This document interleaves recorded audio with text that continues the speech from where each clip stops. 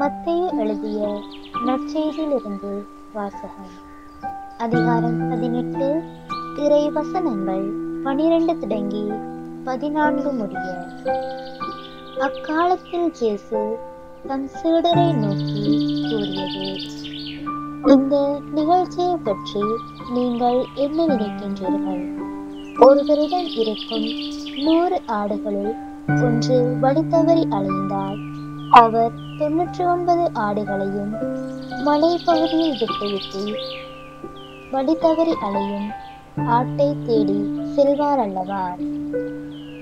அவர் அதை கண்டுபிடித்தால் வழி தவறி அலையாத 99 ஆடுகளையும் பற்றி மகிழ்ச்சி அடைவதை விட வழி தவறிய அந்த ஓர் ஆட்டை பற்றியே மிகவும் மகிழ்ச்சி அடைவார் என உறுதியாக உங்களுக்கு சொல்கிறேன்.